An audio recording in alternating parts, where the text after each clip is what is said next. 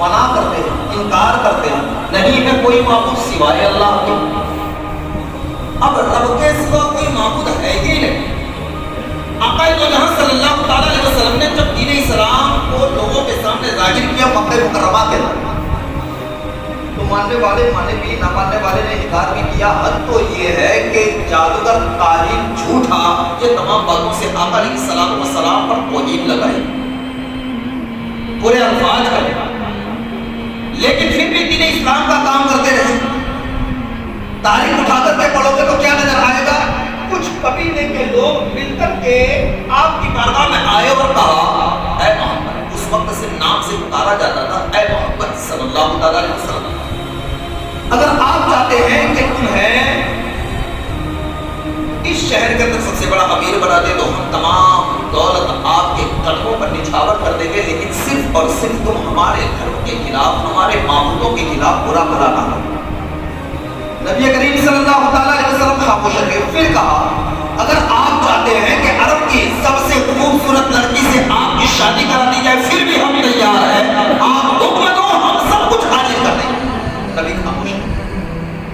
حتی الامکان تمام شرائط رکھی گئی. اگر آپ بادشاہ بننا چاہتے تو ہم اپنا امیر مان لیتے, اپنا بادشاہ مان لیتے, لیکن پھر آپ ہمارے معبودوں کو برا بھلا کہنا چھوڑ دیں. نبی کریم صلی اللہ علیہ وسلم پھر بھی خاموش رہے. حتی الامکان ایک شرط یہ بھی رکھی کہ یہ نہیں تو ایسا کرو, تم کہتے ہو ہم اس پر بھی عمل کرتے ہیں, ہم کہتے ہیں اس پر تم بھی عمل کرو, لیکن شرط یہ ہے ایک ماہ تک تم ہمارے دھرم کو مانو, ایک ماہ تک ہم تمہارے خدا کی طرف مائل ہو جائیں گے.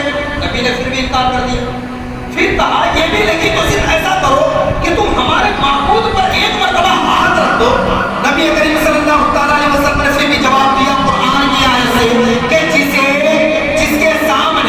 جس کے سامنے جھکا نہیں جاتا, رب وہی جس کی عبادت کی جائے, جس نے زندگی دی ہے اس کے علاوہ کسی کی طرف مائل ہونا ہی نہیں. رب وہی جس نے زندگی دی وہی عبادت کے لائق, اس کے سوا کسی اور کی طرف مائل ہونا ہی نہیں ہے. تو حتی الامکان نبی نے یہ وجاہت دے دی کہ اس کی طرف ہاتھ بھی نہیں رکھنا, اس کی طرف دیکھنا بھی نہیں. میرے نبی کریم صلی اللہ علیہ وسلم نے ارشاد فرمایا ارے حد تو یہ ہے کہ تم ہاتھ رکھنے کے بارے میں کہتے ہو, ارے اے عربوں سن لو, میں تو ہاتھ رکھنا تو درکنار, اگر وہ سامنے ہو تو میں نگاہ اٹھا کر دیکھوں بھی نہ, تمہارے معبودوں کو میں نگاہ اٹھا کر دیکھوں بھی نہ. یہاں تک نبی کریم صلی اللہ علیہ وسلم نے فرما دیا. تو دھرم اسلام کے اندر اسلام کے قوانین کو ماننا ضروری. پھر آگے جب نبی کریم صلی اللہ علیہ وسلم نے اسلام کی باتوں کو لوگوں کے سامنے ظاہر کیا, اس وقت یہ لوگ کیا کہتے ہیں کہ ہمارے بنائی ہوئی ہاتھوں سے مورت کو ہم اسی کی عبادت کریں گے. تو ایسا ہی ہوا, کسی نے جانوروں کو خدا مانا تو کسی نے درکنار تمام وجاہت کے ساتھ جانوروں کو خدا مانا, کسی نے چاند کو, کسی نے سورج کو, کسی نے زمین کو, کسی نے آسمان کو, کسی نے درخت کو.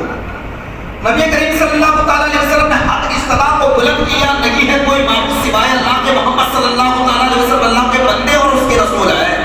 یہ وضاحت کروائی کہ میں نبی بن کر کے آیا. نبی نے جب ذکر کیا تو ایک مقام کے اوپر ایک خود کے اندر سے آواز آنے لگی, ایک خود کے اندر سے آواز آنے لگی. ہم یہ سوچیں کہ ہم مسلمان کے گھروں کے اندر پیدا ہو گئے تو صرف مسلمان ہی رہیں گے, یہ بھی نہیں ہے, بلکہ جیسا کہ شب معراج کی رات میں ذکر کیا تھا کہ مرنے والا تم سمجھتے ہو مذہب اسلام پر مرا, مرنے کے بعد اس کی قبر کیسے تبدیل ہو جائے گی کسی کو کچھ پتا نہیں, یہ کسی کے علم میں نہیں ہے, یہ تو رب ہی جانتا ہے کہ حالت ایمان میں مرا ہے یا نہ مرا. میرے دوست اور بزرگوں, نبی کریم صلی اللہ علیہ وسلم نے فرمایا کہ کسی کے گھر کے اندر تمام لوگ جمع ہوئے, خود کے اندر سے آواز آئی محمد جھوٹ بولتے ہیں, ان پر نازل ہونے والا قرآن سچا نہیں ہے, تم لوگ دین اسلام کی طرف مائل نہ ہونا. یہ بات کو سن کر کے عرب کے اندر, مکہ مکرمہ کے اندر تمام لوگ اکٹھا ہونے لگے کہ اب تو ہمارا معبود بھی بولتا ہے, اب تو ہمارا رب بھی بولتا ہے, دیکھو یہ جو کہتا ہے اس کی طرف مائل ہو جاؤ. جب تمام باتوں کی طرف مائل ہوئے تو صحابہ کرام بھی موجود تھے. نبی کی محبت میں ایسے سرسار جہاں ابتدائی اسلام پھیل رہا ہے, ابتدائی باتیں ہو, جیسا کہ کوئی بھی کمپنی والا کسی پروڈکٹ کو باہر رکھے گا تو اس سے پہلے ایک دو ماہ تک تو ہم لینے سے ہچکچائیں گے کہ یہ چلے گا یا نہ چلے گا, اس پر عمل کرے یا نہ کرے, کہیں آگے جا کر کے ہمیں نقصان نہ ہو جائے. تو ایسے ابتدائی اسلام تھا جہاں لوگ نئے نئے مسلمان ہوئے تھے, وہ لوگ نے کہا چلو میں بھی ساتھ چلتا ہوں. یہ بات اردو کی کتابوں کے اندر مدارس کے اندر بچوں کو پڑھائی جاتی ہے. نبی ساتھ چلے. چلنے کے بعد اسی بت خانے کے سامنے پہنچے. دیکھا ایک گھر کے اندر تمام لوگ جمع ہے. کہا کیا ہوا؟ کہا یہ تمہارے بارے میں برا بھلا کہتا ہے دین اسلام سچا نہیں ہے. میرے نبی نے کہا اچھا اب بلواؤ. پنڈتوں نے خوب زور لگایا لیکن اس سے آواز نہ آئی. عربوں نے خوب زور لگایا لیکن ان کا معبود نہ بولا.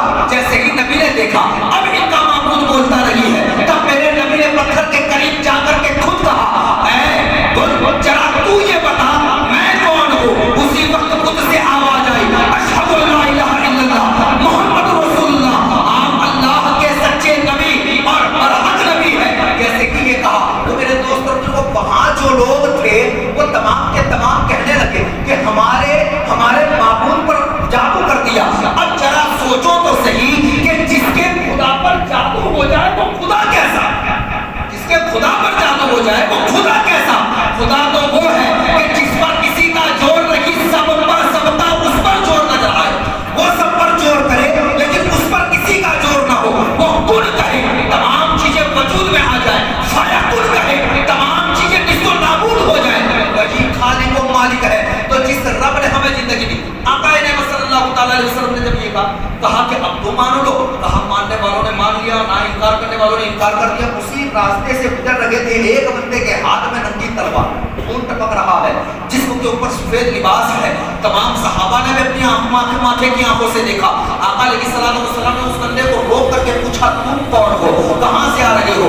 نبی کریم صلی اللہ تعالی علیہ وسلم کی بارگاہ میں مؤدب ہو کر کے عرض کرنے لگا کہ میں جناتوں کی قوم میں سے ایک جنات ہوں, فلاں علاقے کے اندر رہتا ہوں, فلاں پہاڑی میں ہمارا بسیرا ہے. آقا علیہ الصلوۃ والسلام پر ایمان رکھتا ہوں اور میں بھی مسلمان ہوں. اور قرآن وجاہت کرتے ہوئے فرماتا ہے کہ ہم نے جنات اور انسان کو پیدا کیا میری بندگی کے لیے. تو جس طرح ہم کھاتے ہیں ان کی بھی خوراک ہے, جس طرح ہم پہنتے ہیں ان کے بھی کپڑے ہیں, جس طرح ہمارے یہاں شادی بیاہ ہے ان کے وہاں بھی شادی بیاہ ہے. لیکن وہ پوشیدہ مخلوق ہے, ہم ظاہری مخلوق ہے. تو نبی کریم صلی اللہ تعالی علیہ وسلم پر وہ بھی ایمان رکھتے ہیں. اور جس طریقے سے یہاں بھی کفر ہے وہاں بھی کفر ہے, لیکن نہ ماننے والے وہاں بھی انکار کرتے ہیں یہاں بھی انکار کرتے ہیں. اور نبی کو ماننے والے یہاں بھی جماعت ہے وہاں بھی جماعت ہے. تو اس جماعت کے ایک جن نے کہا میں جناتوں کی قوم میں سے ایک جنات ہوں. میں نے سنا تھا کہ ایک جنات جو شرارت کرنے والا تھا بت خانے کے اندر پہنچ کر کے نبی کریم صلی اللہ تعالی علیہ وسلم کی گستاخی بیان کرتا تھا.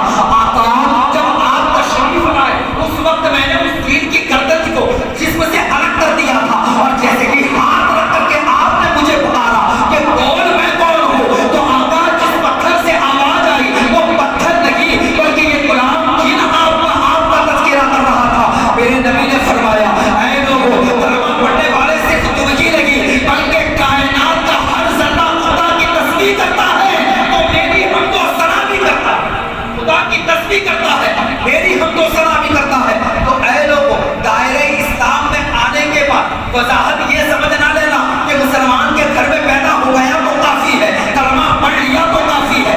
یاد رکھنا نجات کے وقت کلمے کے ساتھ جانا یہ کافی ہوگا, حشر کے میدان میں ایمان کی سلامتی کے ساتھ اٹھنا یہ کافی ہوگا.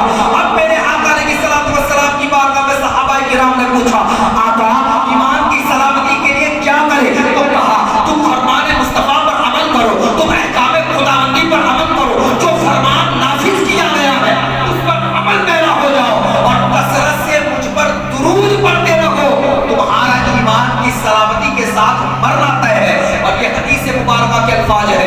آقا علیہ الصلوۃ والسلام کی بارگاہ کے اندر ایک بندے نے دیکھا کہ میں نبی کریم صلی اللہ تعالی علیہ وسلم کی بارگاہ میں حاضر ہوا. جیسے ہی حاضر ہوا نبی نے چہرہ پھیر دیا, نبی نے چہرہ پھیر دیا. یہ بندہ کہنے لگا حضور اکرم صلی اللہ تعالی علیہ وسلم میرے ماں باپ آپ پر قربان, کیا آپ مجھ سے ناراض ہیں؟ وہی بندہ نبی کی بارگاہ میں عرض کرتا ہے نبی کریم صلی اللہ تعالی علیہ وسلم نے اس کی طرف دیکھ کر کے یوں کہہ دیا کہ میں تجھے پہچانتا ہی نہیں, میں تجھے جانتا ہی نہیں. نبی کریم صلی اللہ تعالی علیہ وسلم نے جیسے ہی یہ کہا تو وہ بندہ بارگاہ رسول میں عرض کرتا ہے یا رسول اکرم صلی اللہ تعالی علیہ وسلم آپ مجھے نہیں پہچانتے, جبکہ ہم نے علماء سے جمع کی تقریروں میں خطابتوں کی رات کی تاریخوں میں ہم نے یہ سنا تھا کہ نبی تو اپنے چاہنے والے امتی کو ان کی ماں اور باپ سے بھی زیادہ پہچانتا ہے.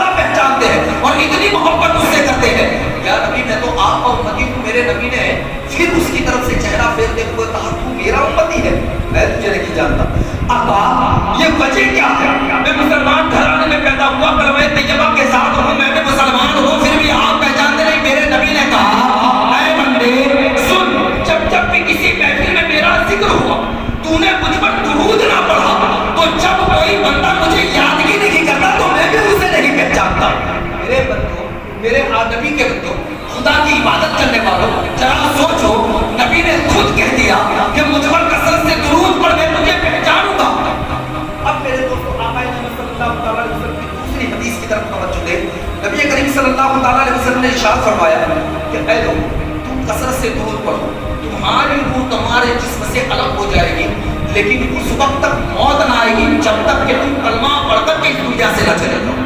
یہ حدیث مبارکہ کے الفاظ۔ ایک اور مقام پر آقا فرماتے ہیں قبر کی تاریکی کے اندر تمام اچھے اور برے اعمال ہوں گے، لیکن قبر میں نور بن کر یہی نور تمہارے سامنے آئے گا۔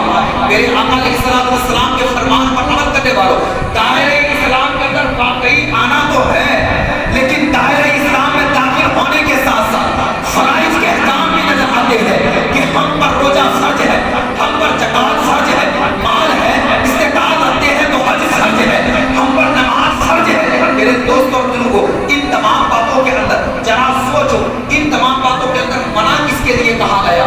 جس کو عقل شعور نہیں، جو مرتبہ ہو، جو پاگل ہو، ایسوں پر نماز معاف ہے، ایسوں پر حج بھی معاف ہے، ایسوں پر زکات بھی معاف ہے، لیکن جو عقل سلیم والا ہے اس کے لیے تو معافی لگی ہے۔ اور سب سے بہترین عمل آقا نعمت صلی اللہ تعالیٰ علیہ وسلم کے فرمان کے مطابق، اے لوگوں رمضان آنے سے پہلے شعبان المعظم کے مہینے کے اندر رمضان کی پوری تیاری کرو، رمضان کی پوری تیاری کرو۔ اپنے مال کی زکات نکالنی ہے تو رمضان سے پہلے شعبان میں متعین کر لو۔ تمہارے اچھے اور برے کپڑوں کو خریدنا ہے یا کسی کو کچھ دینا ہے، رمضان سے پہلے اس کی تیاری کر لو، تاکہ رمضان کا مہینہ جو رحمتیں لے کر کے آتا ہے اس میں تم فضول کاموں میں نہیں، صرف خدا کی بندگی میں ماہر ہو جاؤ۔ یہ تمام نعمتیں نبی نے پہلے ہی ہمیں بتا دی ہے۔ میرے دوست اور بزرگوں، یہ زندگی کو غنیمت جاننا نہ معلوم ان 15 دنوں میں 10 یا 12 دن بچ گئے، ان دنوں کو بھی ہم پار کرے یا نہ کرے، کس کو علم ہے؟ توبہ کر، اپنے گناہوں سے معافی مانگ، رب معاف کرنے والا ہے۔ اللہ رب العزت ہم تمام کو صراط مستقیم پر چلنے کی ایک توفیق و رفیق عطا فرمائے، ہر آفت بلاؤں سے محفوظ فرمائے، جو باتیں کہیں ان پر مجھے اور آپ کو نیک عمل کرنے کی ایک توفیق و رفیق عطا فرمائے۔ وآخر دعوانا الحمدللہ رب العالمین۔